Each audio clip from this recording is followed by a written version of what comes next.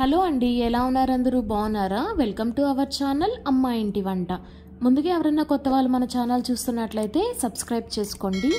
ఈరోజు ఇన్స్టాంట్గా ఎంతో సులువుగా అయిపోయేటటువంటి గోధుమ పిండి దోశలు ఎలా తయారు చేసుకోవాలో చూద్దామండి.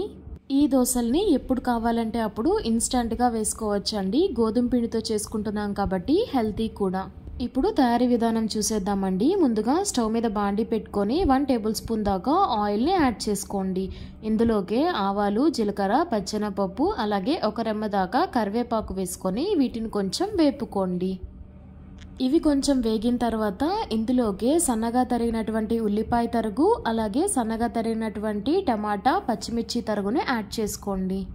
నేను ఇక్కడ ఒక చిన్న ఉల్లిపాయ అలాగే ఒక పచ్చిమిర్చి, ఒక టమాటాని తీసుకొని ముక్కలుగా తరిగి వేసుకున్నానండి.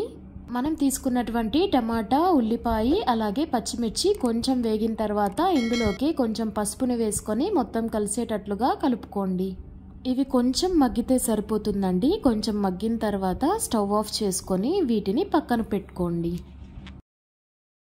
ఇప్పుడు ఒక బౌల్ తీసుకొని ఇందులోకి 1 కప్పు దాకా గోధుమ పిండిని యాడ్ చేసుకోండి.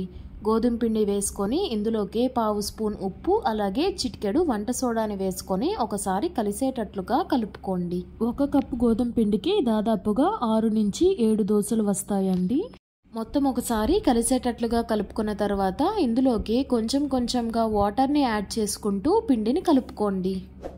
ఒకేసారి ఎక్కువ వాటర్ పోసుకొని కలిపేసుకున్నారంటే పిండి ఉండలుగా అయిపోతుందండి. కలపడానికి కొంచెం ఇబ్బందిగా ఉంటుంది. కాబట్టి కొంచెం కొంచెంగా వాటర్ని పోసుకుంటూ కలుపుకోండి. పిండి కలుపుకోవడం పూర్తయిన తర్వాత ఇందులోకి మనం వేయించి పక్కన పెట్టుకున్నటువంటి ఆనియన్, టమాటా, పచ్చిమిర్చి మిశ్రమాన్ని యాడ్ చేసుకొని కలుపుకోండి. చూస్తున్నారు కదండి, పిండి కన్సిస్టెన్సీ ఇలా వీడియోలో చూపిస్తున్నట్లుగా ఈ కన్సిస్టెన్సీ ఉంటే సరిపోతుంది.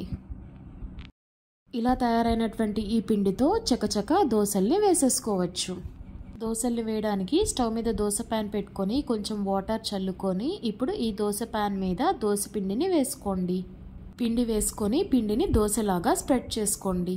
ఈ దోశలు కొంచెం చిన్నవిగా కొంచెం లావుగా వస్తాయండి. దోశలాగా స్ప్రెడ్ చేసుకున్న తర్వాత కొంచెం ఆయిల్ యాడ్ చేసుకొని దోశ ఒకవైపు కాలిన తర్వాత ఇంకొక వైపుకి తిప్పుకోండి. ఇంకొక పక్క కూడా కాలిన తర్వాత దోశని తీసి ఒక ప్లేట్లోకి తీసుకొని పక్కన పెట్టుకోండి. చూస్తున్నారు కదండి, దోశ అనేది ఎంత చక్కగా కాలి ఉందో.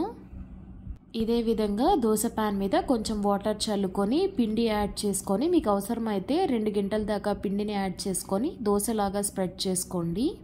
ఈ దోశలు అనేటివి మరీ పల్చగా రావండి. మనం టమాటా అలాగే ఆనియన్ని వేసుకున్నాం కాబట్టి దోశలు కొంచెం మందంగానే వస్తాయి.